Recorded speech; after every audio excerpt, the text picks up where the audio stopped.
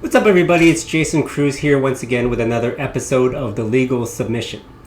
And this time we're going to be talking about boxing promoter Greg Cohen, who is in legal trouble yet again. Now, we haven't gotten into this because of the UFC antitrust lawsuit, but Cohen has been embroiled in several pieces of litigation. The latest we will be talking about is related to a lawsuit filed in federal court in New Jersey. An amended complaint was actually filed in September. The original complaint was filed in August, and it is based on an alleged breach of contract and fraud. So the lawsuit relates to Barry Honig and his company for loans that were made out to Cohen as a boxing promoter for the advancement of his company and his fighters. So the loans were made to finance training expenses for Cohen's boxers, signing bonuses, travel, and things like that. And so loans were made, and as one might figure out, since we're in this legal, and as things would have it, Cohen did not pay back these loans. So the two sides executed a standstill agreement which acknowledged the debt. And the debt, even though they had the standstill agreement, the debt grew, and it kept growing up to, I believe, about over $2 million. Now, as a result, the two came into agreement on a standstill agreement. And what that meant is that Honig would receive a portion of the purse money from Cohen fighters as part of the payment. And in looking over certain parts of the agreement, it would seem that Cohen fighters would be providing most of the cut that the promoter would get to Honig instead of Cohen. So this tells me that, one, Cohen acknowledged the debt and he was paying it back. Two, that it was clear that Honig wanted the money sooner than later, based on the fact that Cohen was taking less of a cut on these fights than Honig. Now, one of the cases that was brought up in fighter representation in this lawsuit was Hasim Rahman Jr. And that guy, as you know, he participates in these celebrity boxing fights and was supposed to fight Vitor Belfort in September 2022. As we know, in the end, he fought Greg Hardy and came up short. But Rahman was promoted by Cohen, and Cohen requested $7,500 from Honig to use for training expenses for Hasim Rahman to train against Vitor Belfort.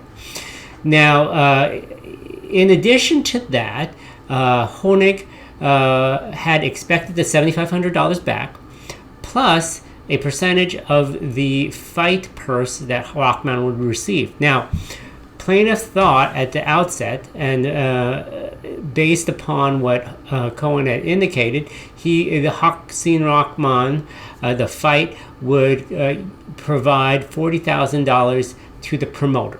That was their cut. In actuality, Honig found out that the actual cut for the promoter for the Hasim Rahman fight was $120,000. So Cohen noted that he was not paid for the upfront $7,500 training expenses. Also, it was apparent that Cohen had misled Honig into how much of a cut he should have received.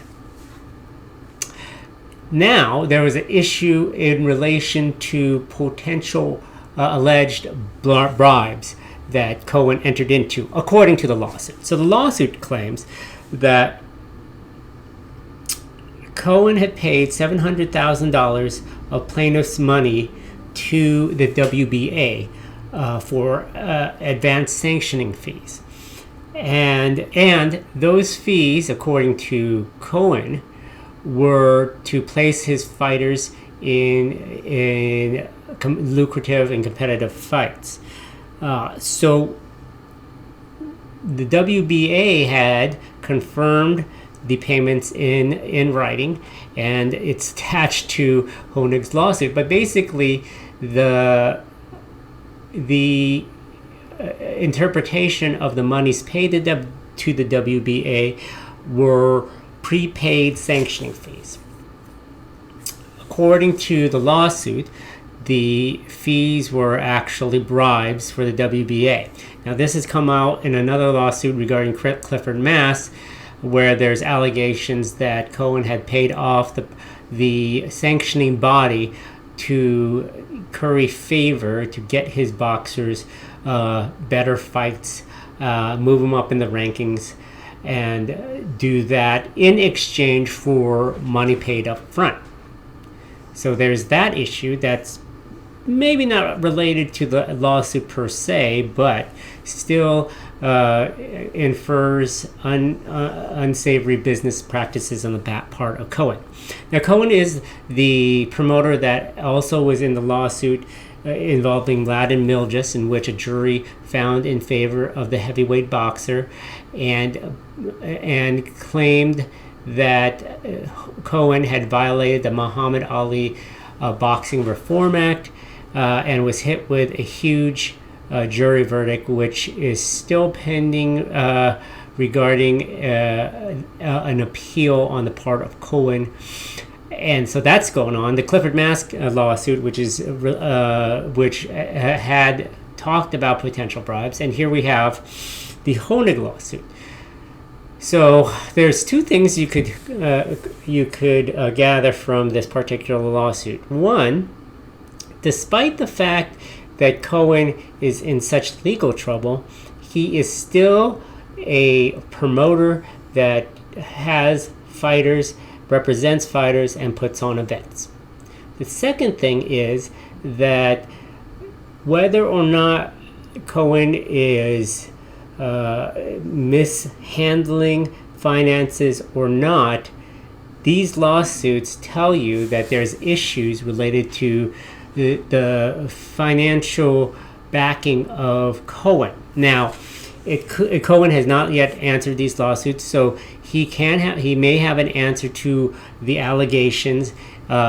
He could say that maybe he paid him back or whatnot, but that's all speculation. But the agreements were attached to the lawsuit and indicate money owed. And if you read the lawsuits and the attachments of the agreements, it does look like Cohen agreed that he owed Honig this money. So we'll see what his response will be, and we'll continue on with this and follow up here on the legal submission. Have a good day.